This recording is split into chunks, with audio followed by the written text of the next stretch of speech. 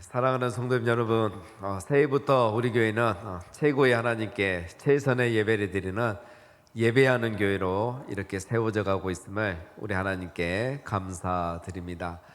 작년에 말씀드렸듯이 우리 교회는 2024년부터 5가지 사역에 집중하고 있습니다. 이 5가지 사역은 예배하는 교회, 교제하는 교회, 봉사하는 교회, 선교하는 교회, 그리고 제자 삼는 교회입니다. 5대 사역은 이 5가지 사역의 철끝자를 합치면 바로 월드 사역이 되는 겁니다. 해마다 우리가 한 가지 사역에 중점을 두기로 했습니다. 올해는 첫 번째 예배하는 교회에 집중하고 있습니다. 이미 많은 변화들이 작년부터 일어나고 있었습니다. 알고 계신 분들은 다 알고 계시겠지만 조명이 이 예배에 동원되고 또 이 강단 배경이 바뀌고 무엇보다도 예배 순서가 바뀌는 것, 이 모든 것은 최고의 하나님께 최선의 예배를 드리기 위한 우리 마음의 표현들입니다. 대표 기도를 하시는 분들은 기도자 준비 체크리스트라는 것을 받아보고 계실 겁니다. 앞으로 하실 분들도 기도 전에 이걸 다 받게 되실 겁니다. 자, 이 모든 것은 다 우리가 최고의 하나님께 최선의 예배를 드리기 위한 하나의 준비 작업입니다. 우리 설교라는 교육자들도 이런 부분들을 하나하나 체크하면서 우리도 예배에 흠이 없도록, 부족함이 없도록 교육자들도 최선을 다하고 있습니다. 이제 우리 성도님들도 최고의 하나님께 최선의 예배를 드리는 예배자가 되시도록 스스로 노력을 하셔야 합니다. 예배 자리를 소홀히 하지 않는 것, 또 예배 시간을 타협하지 않는 것도 물론 중요합니다. 그러나 여기서 더 나아가서 예배 전에도 최선의 예배자가 되고 예배 중에도 최선의 예배자로 드리고 또 예배 후에도 최선의 예배자로 살아가는 것, 이것이 굉장히 중요합니다. 그래서 여러분 예배하러 오실 때 주일 예배를 항상 미리 준비하시기 바랍니다. 우리 어르신들은 잘 알고 계시지만 토요일부터 입을 옷과 드릴 예물을 준비하셔야 합니다. 그리고 토요일 저녁은 일찍 주무시는 게 좋습니다. 이렇게 잘 준비하셔서 예배하러 오실 때는 차 안에서 부부간에 가족간에 서로 얼굴 붉히고 싸우는 일이 없도록 기분 좋게 오셔야 되고, 이왕이면 예배 시작 10분 전에 오셔서 기원전 찬양부터 참여하시면 예배가 더 훨씬 은혜롭게 됩니다. 또 예배 중에도 최선의 예배자가 되어야 하는 겁니다. 하나님께서 이 자리에 함께 계심을 믿으시고 하나님께서 내가 드리는 예배를 받으신다는 것도 믿으시면서 믿음으로 정성을 다하여 예배해야 하는 것입니다. 그래서 여러분 찬양을 하실 때도 그냥 부르지 마시고 크게 함께 부르시는 게 좋습니다. 찬양을 크게 적극적으로 하는 만큼 내가 은혜를 받고 찬양의 은혜를 받으면 설교 시간도 은혜롭게 되는 것입니다. 찬양으로 하나님을 향한 나의 사랑과 감사의 고백을 마음껏 하시기 바랍니다. 우리가 온전히 영과 진리로 예배할 때 하나님께서 마르지 않는 샘물로 우리에게 채워주신 것을 예배 시간을 통해서 경험하게 되실 겁니다. 마지막으로 예배 후에도 최선의 예배자가 되어야 합니다. 예배 후부터 진정한 삶의 예배가 시작이 되는 거죠. 예배 후에는 여러분 예배 시간에 받았던 은혜를 절대 낭비하거나 잃어버려서는 아니 됩니다. 그렇기 때문에 여러분 예배 마치고 가실 때 제일 먼저 우리가 시험에 들기 좋은 장소 주차장에서 화내지 마시기 바랍니다. 좀 불편하고 어떤 불미스러운 일이 있어도 참으시고 이 은혜를 잘 유지하시기 바랍니다. 그리고 돌아가실 때는 차 안에서 받은 은혜만 이야기하시면서 괜히 다른 얘기에서 가족 간에 서로 마음 불편하지 않도록 하시고, 우리 함께 가는 자녀들에게도 잔소리하지 마시고 오늘은 말씀으로 축복하면서 그렇게 가시면 삶의 예배가 시작이 되는 겁니다. 예배 후에 우리 지혜 모임 할 때도 지혜 모임 하실 때마다 은혜의 말씀, 받은 은혜 함께 나누고 비전 나누고 서로 기도해 주면서 그렇게 예배 후에도 최선의 예배자로 살아가야 하는 겁니다. 우리가 이렇게 예배 전 예배자, 예배 중 예배자, 예배 후 예배자가 될 때 온전한 예배자, 즉 하나님이 찾으시는 예배자가 될 줄로 믿습니다. 사랑하는 성도님 여러분, 새해부터는 우리 모두가 온전히 영과 진리로 예배하는 자, 예배 전에도 예배 중에도 예배 후에도 온전한 예배자로 살아가시는 우리 모두가 되시기를 주님의 이름으로 축원드립니다. 오늘은 우리 교회 새로운 선교 사역 비전에 대해서 함께 나누고자 합니다. 오늘은 매년 우리 1월 둘째 주일은 제목헌금 작정주일입니다. 오늘은 우리가 왜 이 헌금을 하는지, 또 이 헌금은 어떻게 사용되는지 K미션과 함께 말씀을 나누도록 하겠습니다. 여러분, 작년부터 K미션이라는 말씀을 자주 들으셨을 겁니다. 이 K미션은 코리아 미션이 아니고 거제 미션입니다. 거제교회가 하는 선교를 말합니다. 우리 교회가 하는 선교의 방향과 전략을 말하는 것입니다. 별도의 위원회가 이걸 담당하는 것은 아니고요. 이제 K미션이라는 이 한 가지 비전을 가지고 4대 위원회가 다 같이 참여하고, 그리고 우리 온 교회가 다 같이 참여하는 그런 비전입니다. 예를 들면 전에는 단기 선교를 가면 그냥 대학부 청년들만 이렇게 다녀왔죠. 그리고 의료팀이 이렇게 또 다녀온 적도 있습니다. 이제는 온 교회가 이 선교에 함께 직간접적으로 참여하는 겁니다. 그래서 우리는 이번에 두 나라 두 도시를 입양합니다. 그래서 캄보디아의 프놈펜과 태국의 치앙마이를 입양해서 이 두 나라 안에 있는 교회와 또 청소년들, 지도자들, 또 앞으로의 사역들을 우리가 입양해서 이들을 위해서 적극 지원하고 후원하고 또 가르치고 함께 사역을 해서 어느 정도 기간이 지나면 이 교회와 또 청소년들이 성장하고 또 지도자들이 이렇게 교육을 받고 자립하는 그날까지 우리가 함께 사역을 하는 것이 바로 이 K미션입니다. 이번 2월에는 우리 대학부와 또 장년 몇 분이 이 사역에 함께 참여하십니다. 이분들은 지금 KMS를 과정 중에 있습니다. 이것은 거제 선교훈련학교를 말합니다. 함께 단기 선교를 준비하고 공부하면서 지금 태국 선교를 준비하고 있습니다. 여러분, 앞으로 우리 교회는 이런 과정들이 많이 있을 겁니다. 올해는 특별히 예배하는 교회가 우리의 목표이죠. 이를 위한 과정들이 지금 준비되고 있습니다. KWS, 거제 예배학교. 그래서 앞으로 예배에 대해서 더 배우기를 원하신 분들은 이 과정에서 공부하실 수 있습니다. 또 KWMS, 거제 예배 미디어학교입니다. 이것은 우리 각 부서나 우리 예배 시간에 미디어를 섬기는 분들이 있어요. 이분들이 계셔서 우리가 이렇게 좋은 상태에서 예배를 드리게 되죠. 그래서 우리 낮 예배와 우리 학생들 예배에 봉사하는 분들이 더 체계적으로 훈련받고 봉사할 수 있도록 그런 과정도 준비하고 있습니다. 이 중에 하나가 이제 우리 K미션인데요. K미션은 올해부터 시작해서 몇 년 동안 진행이 될 것이고, 그러면서 완성이 되고 자립이 되면 이제 우리는 또 다른 곳을 입양하면서 다시 제2기 사역을 시작할 것입니다. 여러분, 이 K미션은 핵심 가치가 있습니다. 지금까지도 우리가 선교를 잘해왔습니다. 그런데 이제부터는 그럼 무엇이 달라지는가, 이게 궁금하실 겁니다. 보시는 것처럼 K미션의 핵심 가치는 크게 네 가지입니다. 필요중심 사역, 사람중심 사역, 미래중심 사역, 참여중심 사역입니다. 먼저 간단하게 말씀드리면 K미션은 우리의 필요가 아니라 선교지의 필요를 우선으로 하는 사역입니다. 그리고 건물을 세우는 사역보다는 사람을 세우는 사역에 집중하는 사역입니다. 당장의 열매보다는 미래의 열매와 변화를 기대하며 사역하는 것입니다. 그리고 지금까지는 우리가 후원금만 보내면, 교회 헌금만 하면 그게 선교사님들에게 나눠져서 전달이 되고 선교사님이 어떻게 하는지 우리는 잘 몰랐지만, 이제부터는 우리가 직접 참여하는 사역을 할 것입니다.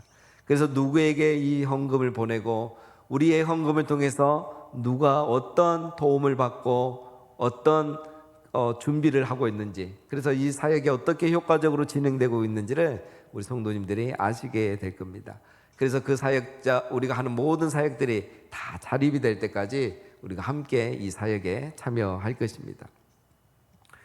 오늘은 왜 우리가 이런 비전을 가지고 사역을 해야 하는지, 또 하는지 두 가지를 통해서 살펴보려고 합니다. 첫 번째는 바울의 선교를 통해서 살펴보고요. 두 번째는 우리가 선교할 이 태국과 캄보디아 이 선교지의 상황을 보면서 우리가 이 비전을 함께 품기를 원합니다. 먼저 여러분, 바울은 처음에는 예수님을 믿는 사람들, 그리스도인들을 핍박하는 그런 사람이었죠. 하루는 다메섹에 이 성도들을 잡으려 가는 길에 예수님을 만나게 됩니다. 바울은 거기서 예수님을 만나고 나중에 안디옥 교회라는 곳에 담임 목회자가 되었습니다.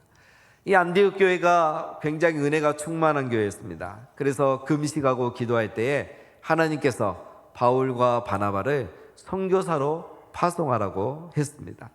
바울은 이때부터 안디옥 교회 선교사로 파송을 받아서 평생 동안 여러 나라들에 다니며 복음을 전했습니다.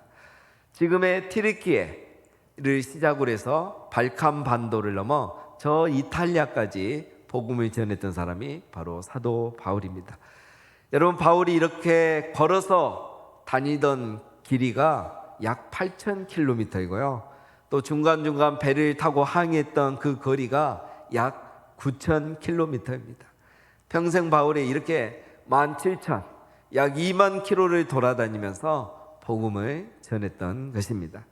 바울은 가는 곳마다 도시 중심 선교를 하고 해당 중심 선교를 했습니다. 한 지역, 한 지방에 가면 그 지방에서 가장 중심이 되는 도시에 먼저 가고 그 도시 안에 있는 회당에 방문해서 복음을 전하는 이런 선교 전략을 가지고 선교를 했었습니다. 바울이 이렇게 공식적으로 1차, 2차, 3차 선교 여행을 했었죠. 그래서 1차 때는 지금의 튀르키예 남부 지역인 그곳에 복음을 전하고 교회들을 많이 세웠습니다. 그리고 2차 때는 지금의 그리스에 있는 빌립보 교회, 고린도 교회, 그리고 데살로니가 교회들을 세웠습니다.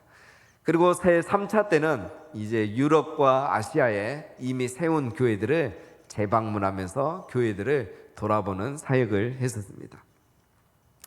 제가 이렇게 1차, 2차, 3차를 나눠서 말씀드렸는데, 그런데 여러분, 사실 이것은 처음부터 바울의 선교 전략은 아니었다는 것입니다. 바울은 2차, 3차, 또 특별히 이유는 알 수 없지만 유럽에 복음을 전할 계획은 처음부터 없었다는 겁니다. 오늘 본문은 왜 바울이 아시아를 넘어 유럽에 가서 복음을 전했는가를 설명해 주고 있습니다. 오늘 이 본문은 사도 바울이 두 번째 2차 선교 여행을 하는 도중에 일어났던 일입니다. 여러분, 그 당시는 예수님이 돌아가시고 승천하시고 한 30여 년밖에 지나지 않았습니다. 그러니까 그 당시에는 성경이 아직 없던 시대입니다.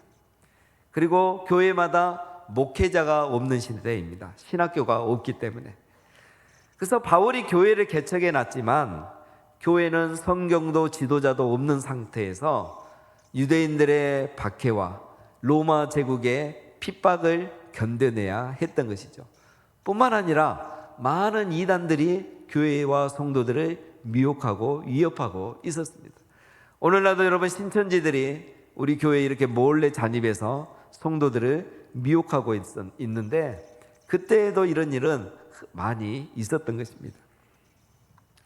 바울은 자기가 세웠던, 아시아에 세웠던 교회들을 재방문하면서 이제 성경이 없기 때문에 자기가 아는 성경을 가르치고 이단을 경계하게 하고, 그리고 그렇게 훈련을 통해서 각 교회마다 지도자들을 세우려는 그런 계획을 가지고 방문을 했던 것입니다.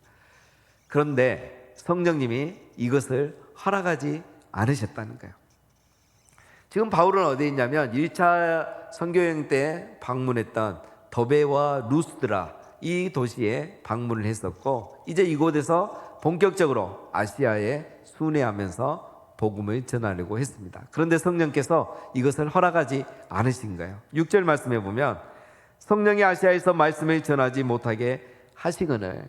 그래서 바울이 다른 계획들을 세웠는데 여전히 이번에도 예수의 영이 허락하지 아니하시는지라.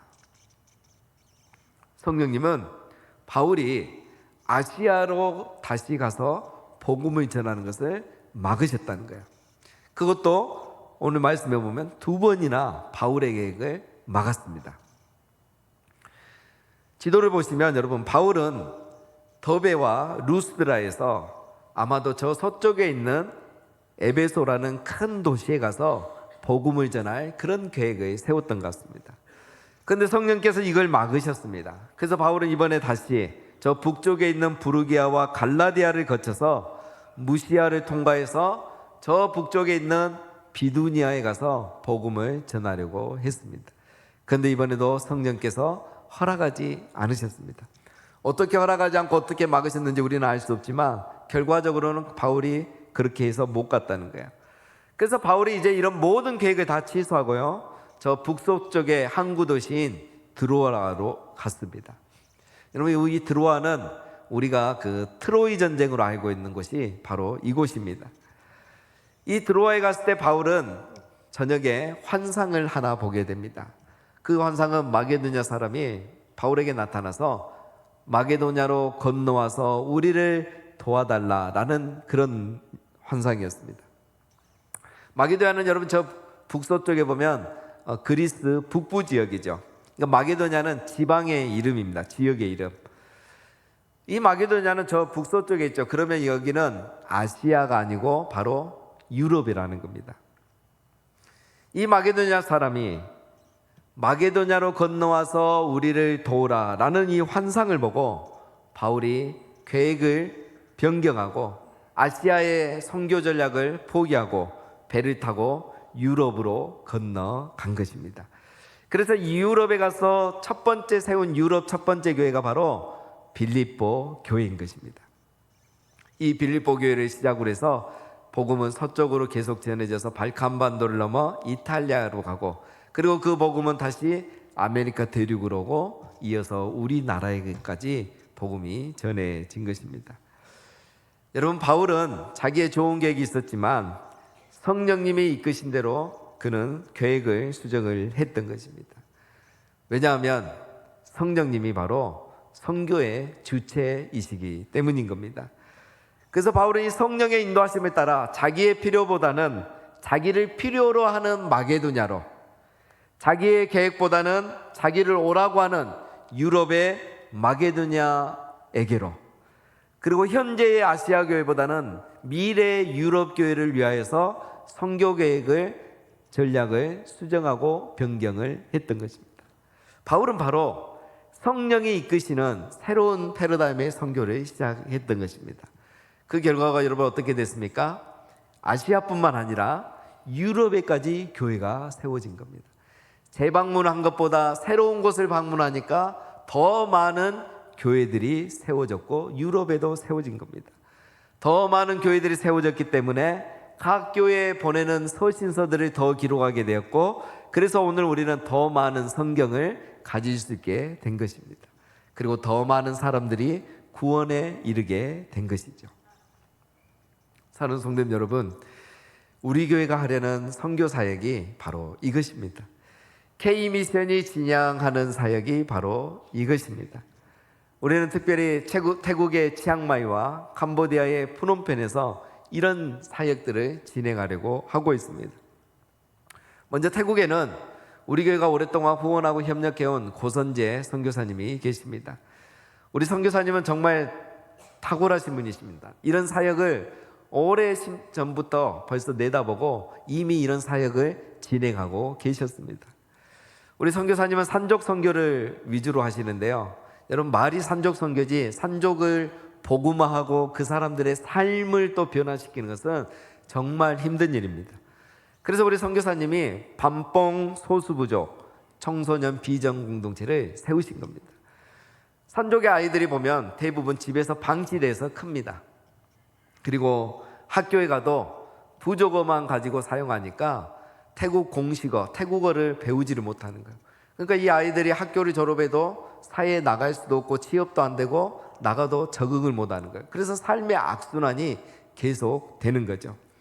그래서 우리 선교사님께서 이 아이들을 이 비전 공동체로 데리고 옵니다. 부모님 서약을 받고 데리고 와서 여기서 먹이고 재우고 가르치고 제자 훈련을 하며 공립학교에 보내는 겁니다. 그래서 이 센터에서 성경을 배우고 삶을 훈련받고 공립학교에 가서 태국어를 배우면서 이 아이들이 태국 아이들과 정상적으로 자라가게 해주는 거죠.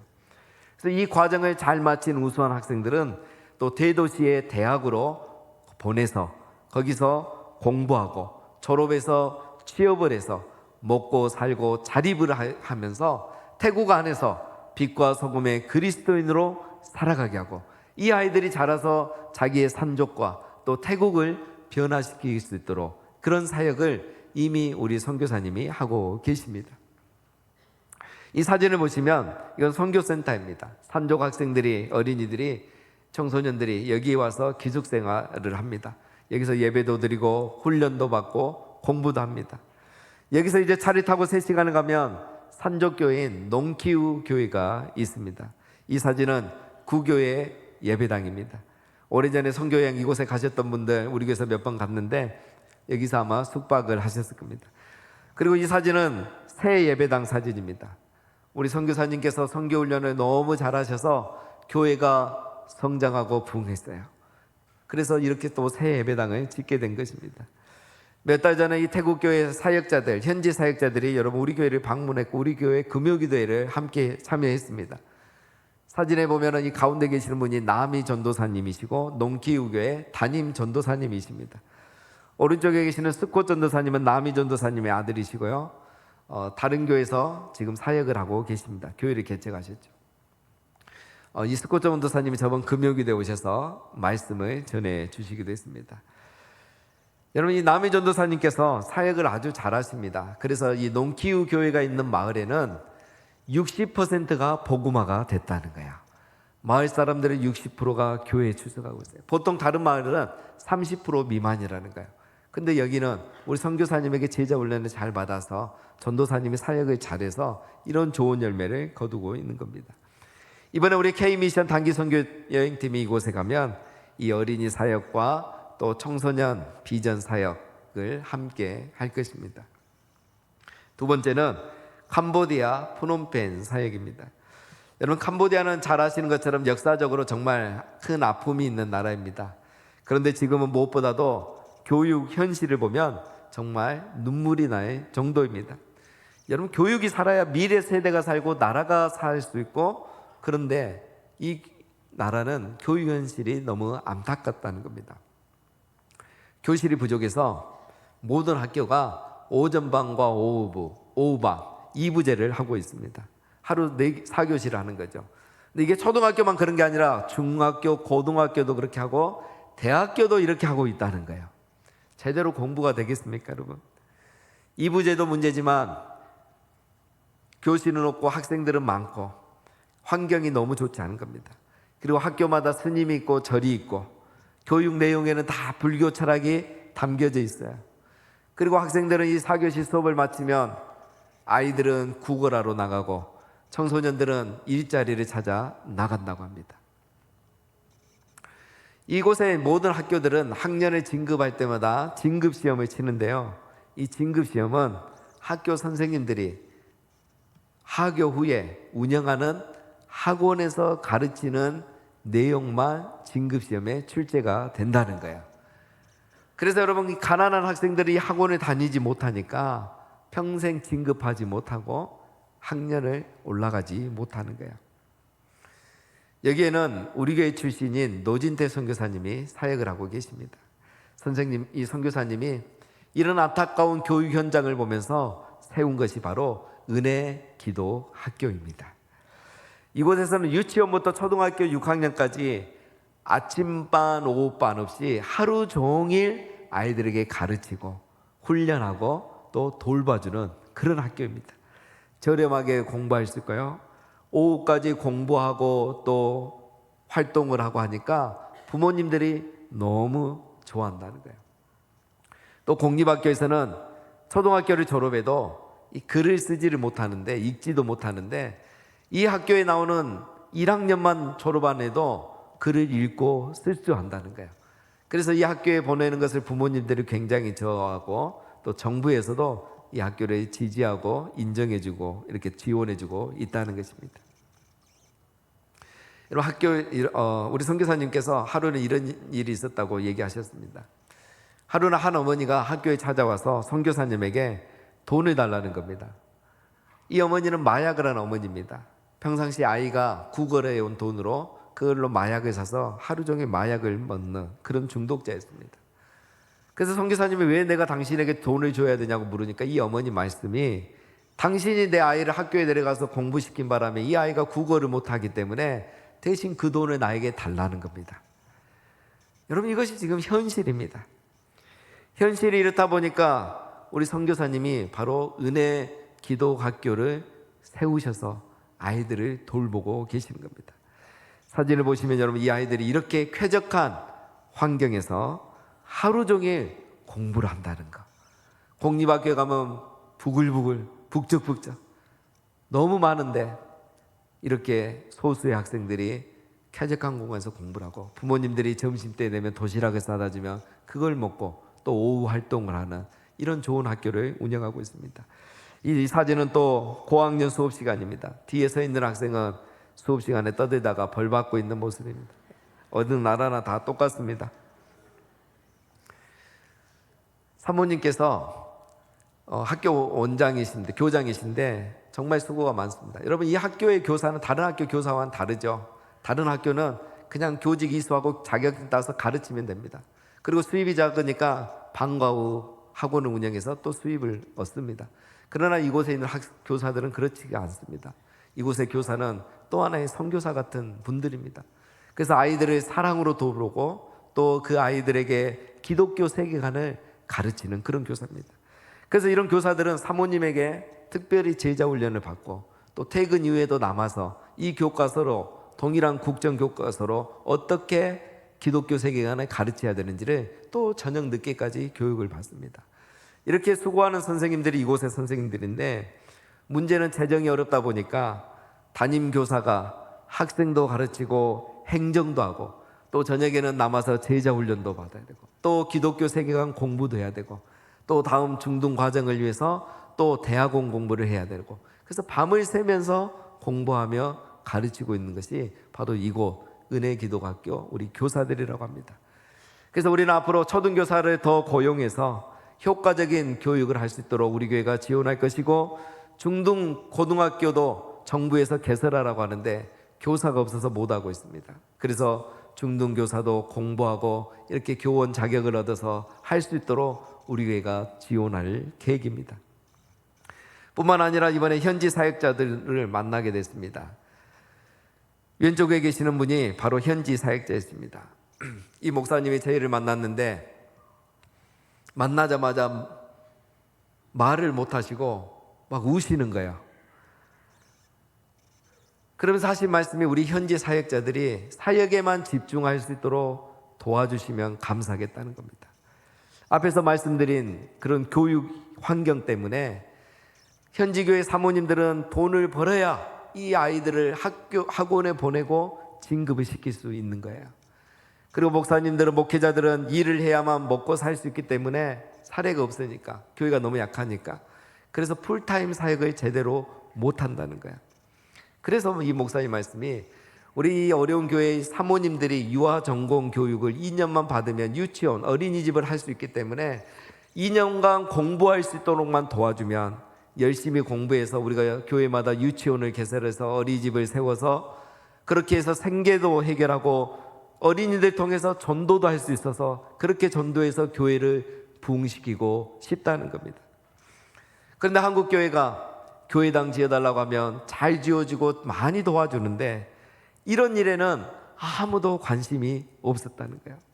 그런데 거제교에서 와서 먼저 이것에 대해서 묻고 우리가 이런 비전이 있다고 말씀을 드리니까 이 목사님 말씀이 자기가 이 일을 위해서 10년 동안 기도해 왔는데 오늘 드디어 이 말을 하게 되었다고 감격하면서 눈물을 멈추지 못했습니다. 여러분, 은혜 기독학교 교장 선생님 사모님도 그러셨습니다. 한국교회가 학교 지어달라고 하고 예배당 지어달라면 너무 잘 도와주시는데 교사와 교육, 이런 현실적인 문제, 이런 소프트웨어에 관한 문제들에 대해서 나누면 별로 관심이 없다는 거예요. 그런데 오늘 이런 이야기를 할 수 있어서 자기가 너무 좋고 감동이 된다고 이분도 처음부터 끝날 때까지 우시면서 얘기를 하시는 거예요. 그래서 우리가 당황해서 사모님, 우리 아직 결정된 거 아닙니다. 우리 아직 조사하러 왔고 현장 파악하러 왔습니다. 근데 말씀이 이런 얘기를 아무도 들어주지 않고 관심을 갖지 않은데 거제교에서 먼저 와서 이런 일에 질문을 해주고 관심을 가져주고, 그래서 오늘 이 이야기를 할 수만 있는 것도 나는 너무 감사하고 더 이상 바랄 게 없다는 거예요. 그러면서 비전을 나누셨습니다. 여러분, 마지막으로 이번 사진을 보시면 우리 현지 목사님이 졸업했던 캄보디아의 그 장로교 연합신학교입니다. 유일한 연합신학교인데요. 이 학교는 1년에 학비가 120불입니다. 그러니까 우리 돈 115만 원. 여러분, 이 돈이 없어서 신학생들이 공부를 못한다는 거예요. 특별히 저 분교에 있는 시골 학생들은요. 여러분, 불교 국가인 캄보디아에서는 현지 사역자를 한 명 일으키는 것이 굉장히 중요합니다. 우리 외국인 선교사 100명 하는 것보다 현지인 선교사 한 명이 더 많은 일들을 감당할 수 있습니다. K미션은 바로 이런 사역을 하는 겁니다.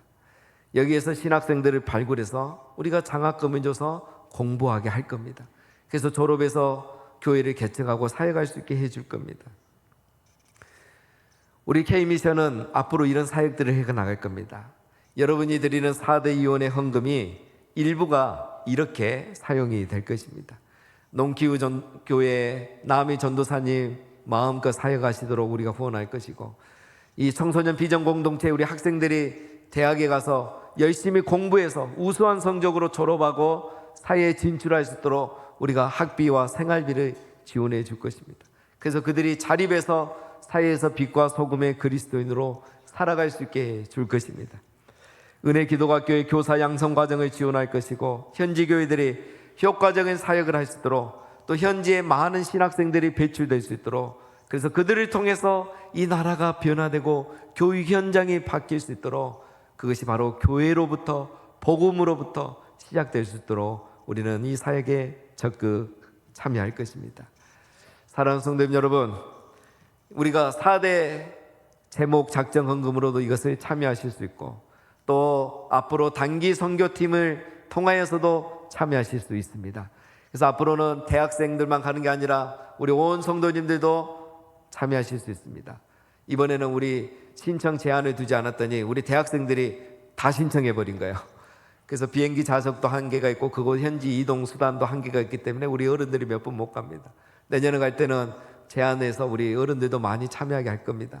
그럴 때 여러분, 휴가를 또 아끼고 이렇게 해서 가족 단위로 가십시오. 그래서 아이들과 자녀들과 함께 이 비전을 품으시고 현장을 보시고 하나님의 비전, 꿈을 품으시기를 바랍니다. 그래서 우리가 앞으로는 시간을 내서요, 단기 선교사로도 헌신할 수 있습니다. 1년이든 6개월이든 3개월이든 한 달이든 단기 선교사로 가실 수도 있고, 또 우리 어르신들은 은퇴 이후에 돕는 선교사로 가셔서 그곳에서 함께 계시는 것만으로도, 선교사님 옆에 계시는 것만으로도 큰 도움이 됩니다. 한 달, 2달, 3달, 6달 이렇게 또 돕는 선교사로 참여하실 수가 있습니다. 이게 바로 우리 K미션이 하는 사역들인 겁니다. 사랑하는 성도님 여러분, 이제 우리 모두가 하나가 되어서 정말 이 나라들의 무너진 기초, 영적인 기초, 정치적인 기초, 경제적인 기초, 교육의 모든 무너진 이 기초들을 다시 회복할 때가 되었습니다. 하나님께서 저는 우리 교회와 우리 K미션을 통해서 이 땅, 이 나라들을 고쳐주시리라 믿습니다. 우리의 이 귀한 사역을 통해서 이 나라들을 새롭게 하시고 부흥의 불길이 다시 타오르게 하실 줄로 믿습니다.